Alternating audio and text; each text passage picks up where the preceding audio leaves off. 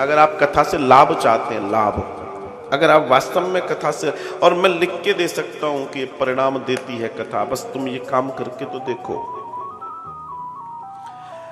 7 दिन 9 दिन जितने दिन की कथा है उतने दिन एक ही स्थान पर, कम से कम वो स्थान वही हो जिस पर आप कल बैठे थे और फिर कल बैठोगे।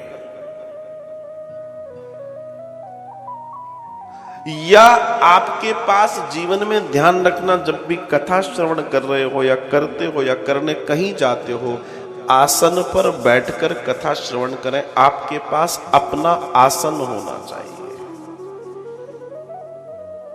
और ज्यादातर लोग इस गलती को करते ही हैं। भाई तुम जहां आज बैठे हो कल वहां हो सकता है लेट सवेर हो जाओ, न बैठ पाओ, लेकिन तुम्हारा आसन तो तुम्हारा है ना। उस आसन को तो तुमको साथ में, देखिए उसको पाने के लिए सबसे पहले आसन ही सिद्ध करना है। उसकी प्राप्ति बिना आसन के नहीं हो सकती। पहला चरण आसन है, फिर माला वाला तो बाद में है, नाम जप बाद में है। पहले तो आसन सिद्ध कर लो।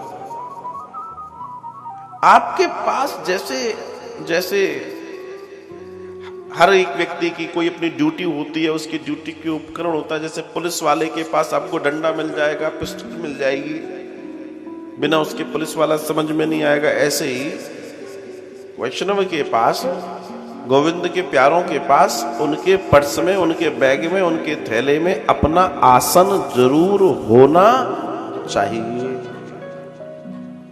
पहला दर्शन है ये, आसन होना चाहिए, ध्यान रखना। आसन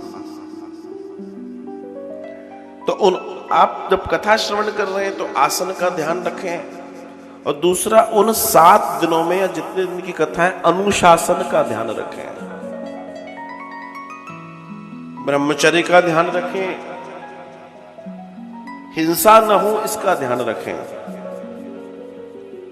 संतुलित भोजन प्रसादी का ध्यान रखें, आपके द्वारा किसी का अहित न हो जाए इस बात का ध्यान रखें। मैं कथा श्रवण की विधि बता रहा हूं।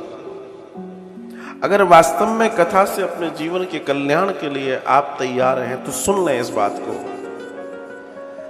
कथा का आप चाहे 1000 कथा सुन लेना, लेकिन जब तक कोई कथा आपने इस नियम से न सुनी हो, फल प्राप्त नहीं है। और इसमें सबसे मुख्य एक और है कि आप कथा व्यास के आने के पहले अपने स्थान को ले लें और जाने के बाद स्थान को छोड़े महाराज।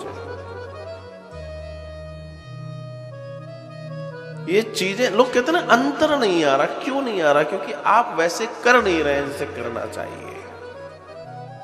जो असली मुद्दे की बात की है वो ये है, अंतर तो आएगा। अरे अंतर बतेरों को आ रहा है। ऐसे बहुत सारे बहुसंख्यक लोग हैं जिन्हें अंतर मिल रहा है, लेकिन वो नियम का पालन नियम से कर रहे हैं। मनमौजी नहीं है, मनमौजी नहीं है। अगर आपको लगता है कि अभी भी समय कुछ निकला नहीं और समय कभी नहीं निकलता, तो अपने जीवन में कुछ ना करें। अपने लिए एक वस्त्र कम ले लो महाराज, कोई चीज कम ले लो, लेकिन 25-30-50 रुपए का एक आसन जरूर ले लो आपके पास। और मैं तो उनसे भी कहूंगा जो लोग टेलीविजन आदि पर बैठकर कथा सुनते हैं, उनसे भी निवेदन करूंगा, सोफा है, बिस्तर है, आपका कुर्सी है, जिस पर बैठकर सुन रहे हो, एटलीस्ट यू मस्ट लिसन।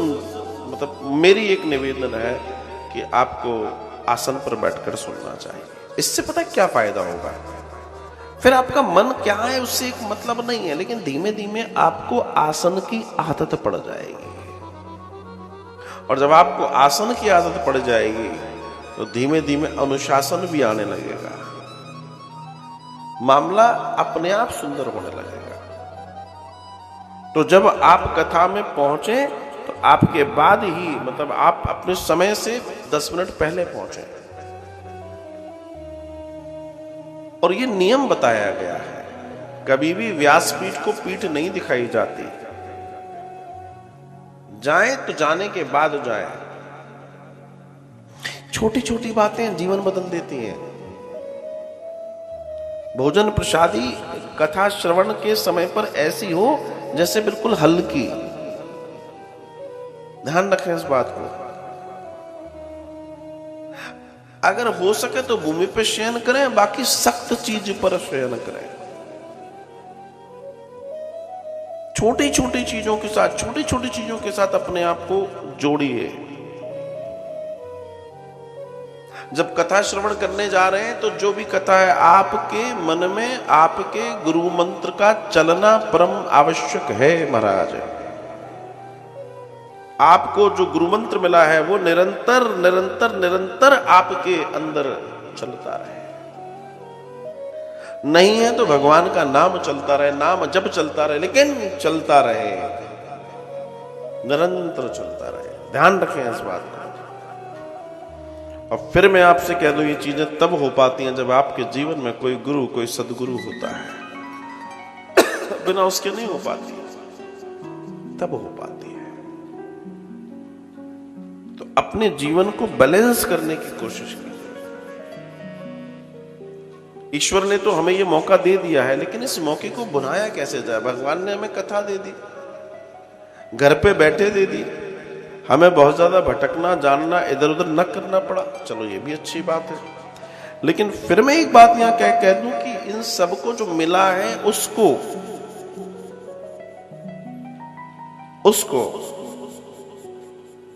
उसको मैं अपने जीवन में कैसे सहेज पाऊं, कैसे सहेजूं, बहुत आवश्यक है। और ये आवश्यकता अपने जीवन में पैदा कीजिए कि जो मिला है उसको सहेजा कैसे जाए। भगवान शिव सहेजने की कला सिखाते हैं। वे योगी हैं। वे सामान सामग्री को सहेजना नहीं सिखा रहे। वे साधना, वे योग, वे समाधि के माध्यम से खुद को सहेजना, खुद को साधना सिखा रहे हैं। इसलिए शिव का दर्शन अद्भुत है, श्रेष्ठ है, श्रेष्ठताओं से भरा हुआ है।